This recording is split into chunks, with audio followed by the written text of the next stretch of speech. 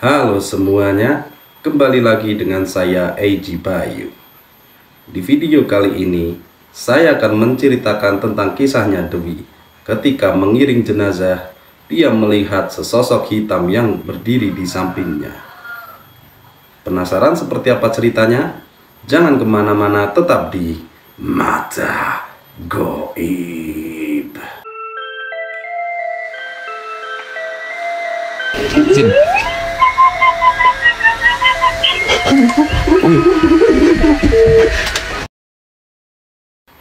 Dwi adalah seorang peternak kambing di desa Wonosari, Jawa Tengah. Setiap hari, dia mencari rumput untuk kambing-kambingnya di ladang yang luas dan hijau. Kehidupan Dwi sederhana namun bahagia. Dia tinggal bersama ibunya yang sudah tua dan adik perempuannya bernama Sari. Dwi memiliki sahabat bernama Ardi yang bekerja sebagai tukang ojek di desa tersebut.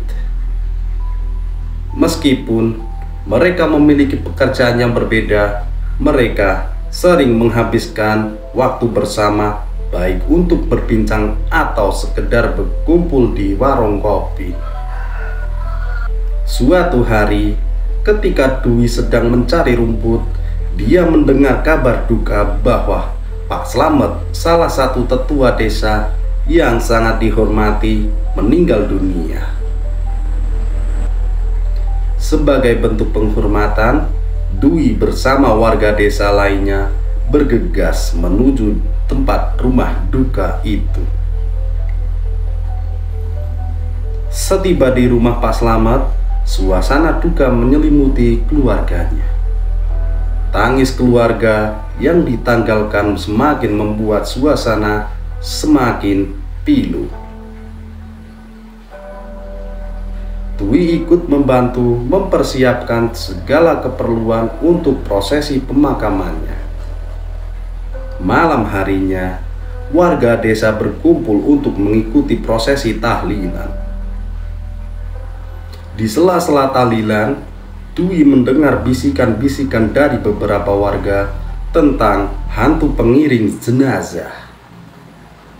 Menurut cerita mereka, hantu ini selalu muncul setiap ada prosesi pemakaman di desa tersebut. Dwi sedikit penasaran, namun dia mencoba untuk tidak terlalu memikirkan cerita tersebut. Adi yang juga hadir di tahlilan ikut mendengar cerita tersebut, namun dia sama sekali tidak percaya dan menganggap itu hanya cerita untuk menakut-nakuti anak kecil. Itu cuma cerita untuk menakuti anak-anak kecil, kata Adi dengan nada tak acuh kepada Dwi. Entahlah dek, banyak orang yang mengaku pernah melihat hantu itu, jawab Dwi dengan nada serius. Keesokan harinya, jenazah Pak Slamet siap untuk diantarkan ke pemakaman. Dwi ikut mengantar jenazah bersama warga lainnya. Saat perjalanan menuju pemakaman, Dwi merasa suasana yang berbeda, seakan-akan ada yang mengikuti mereka. Beberapa warga juga tampak gelisah dan berbisik-bisik. Adi, kamu merasakan sesuatu yang aneh? Tanya Dwi. Apa maksudmu? Jawab Adi dengan wajah bingung. Aku merasa ada yang mengikuti kita, kata Dwi dengan nada serius. Setibanya di pemakaman, proses pemakaman berjalan lancar. Namun, ketika jenazah hendak dimasukkan ke liang lahat, Dwi melihat sosok bayangan hitam berdiri di kejauhan. Dwi mencoba mengabaikan perasaan anehnya dan fokus pada prosesi pemakaman tersebut. Malam harinya, Dwi merasa tidak bisa tidur. Ia terus terbayang sosok bayangan hitam yang dilihatnya di pemakaman. Dalam tidurnya, Dwi bermimpi berada di pemakaman yang sama dan melihat sosok bayangan hitam tersebut mendekatinya. Dwi terbangun dengan keringat dingin. Ia mencoba untuk menenangkan diri dan berpikir bahwa semua itu hanya mimpi belaka. Namun, perasaan aneh dan takut masih menyelimuti Dwi. Di pagi harinya, Dwi menceritakan mimpinya kepada Adi. Aku tidak bisa berhenti memikirkan bayangan itu, Di. Kata Dwi. Mungkin kita harus mencari tahu lebih banyak tentang hantu pengiring jenazah itu. Saran Adi.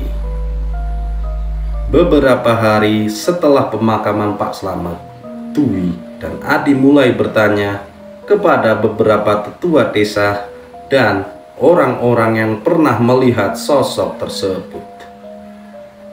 Dari cerita mereka, Dwi mengetahui bahwa sosok hantu itu sering terlihat di sekitar pemakaman pada malam hari.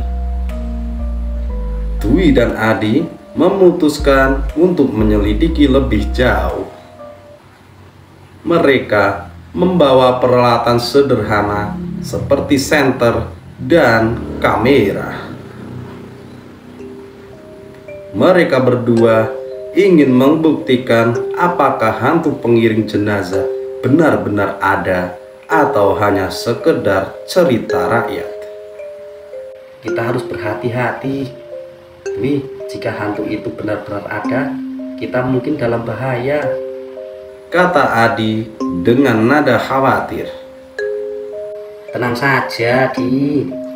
Kita hanya perlu bukti, tidak lebih, jawab Dwi dengan percaya diri.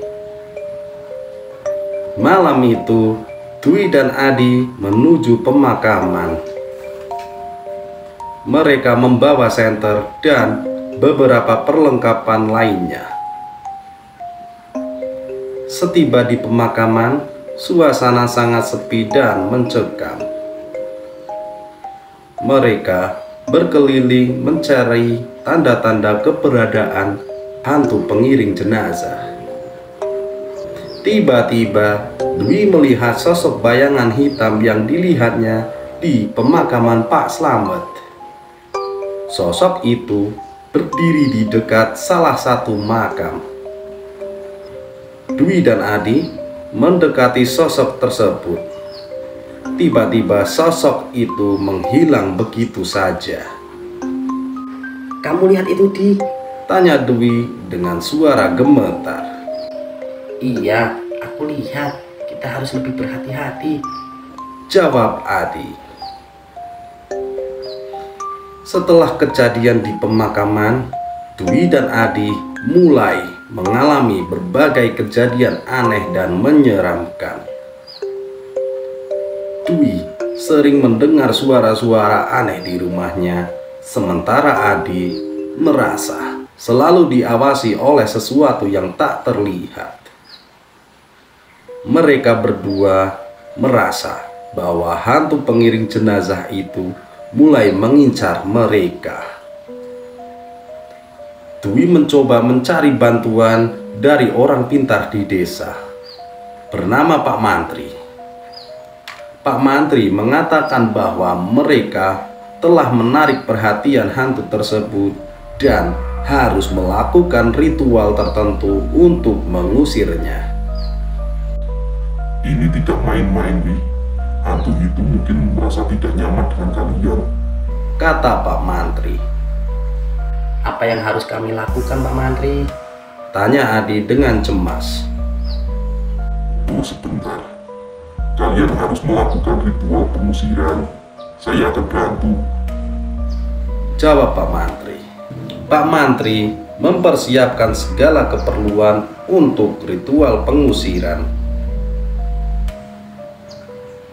Dwi dan Adi diminta untuk membawa beberapa barang seperti bunga melati, kemenyan, dan air putih.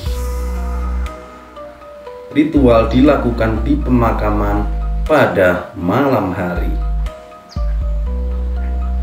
Saat ritual berlangsung, suasana menjadi semakin mencekam, angin bertiup kencang, dan suara-suara aneh mulai terdengar. Pak Mantri mulai membaca mantra-mantra pengusiran. Tiba-tiba, sosok bayangan hitam itu muncul di tengah-tengah mereka bertiga. Dwi dan Adi berusaha tetap tenang meski sangat ketakutan. Pak Mantri terus melantunkan mantra-mantra dengan sangat khusyuk. Sosok bayangan hitam semakin mendekati mereka. Tiba-tiba, sosok itu berhenti dan mengeluarkan suara yang sangat menakutkan. Pak Mantri dengan tegas mengusir sosok tersebut. Setelah beberapa saat, sosok bayangan hitam itu perlahan menghilang. Suasana kembali tenang dan ritual berhasil. Meski sudah melakukan ritual, teror ternyata belum berakhir. Suatu malam, Dwi terbangun karena mendengar suara-suara aneh dari luar rumahnya. Dia pun keluar dengan membawa senter di tangannya. Dan dia memeriksa. Betapa terkejutnya Dwi saat melihat sosok bayangan hitam berdiri di depan halaman rumahnya. Siapa kamu? Apa yang kamu inginkan? Teriak Dwi dengan suara gemetaran. Sosok bayangan itu tidak menjawab, hanya berdiri diam menatap Dwi. Dwi merasakan ketakutan yang luar biasa. Tiba-tiba, sosok itu menghilang seolah ditelan kegelapan malam. Dwi ketakutan dan berlari masuk ke dalam rumah. Keringat dingin membasahi tubuhnya. Keesokan harinya, Dwi dan Adi kembali menemui Pak Mantri untuk mencari jawaban. Mereka ingin tahu mengapa teror masih berlanjut meski ritual sudah dilakukan. Hantu itu mungkin memiliki urusannya belum selesai, kata Pak Mantri dengan nada serius. Kalian harus mencari tahu apa yang diinginkannya. Dwi dan Adi memutuskan untuk menyelidiki lebih dalam. Mereka mulai mencari informasi tentang kehidupan Pak Slamet dan kemungkinan adanya hal-hal yang belum terselesaikan. Dalam penyelidikan mereka berdua, Dwi dan Adi menemukan bahwa Pak Slamet memiliki rahasia besar. Beberapa tahun lalu, Pak Slamet pernah terlibat dalam sengketa tanah dengan seorang pria yang bernama Mang Udin. Mang Udin meninggal dalam keadaan misterius dan banyak yang percaya bahwa kematiannya berhubungan dengan sengketa tanah tersebut. Dwi dan Adi mulai mencurigai bahwa hantu pengiring jenazah mungkin adalah arwah Mang Udin yang mencari keadilan. Mereka memutuskan untuk menemui keluarga Mang Udin untuk mencari tahu lebih lanjut. Terima kasih sudah menonton video ini. Jangan lupa untuk like, subscribe, dan aktifkan loncengnya agar tidak ketinggalan cerita seram lainnya. Rasakan ketakutan yang mencekam karena sesuatu yang mengerikan sedang menunggumu di balik sudut gelap. Hanya di Mata Gaib.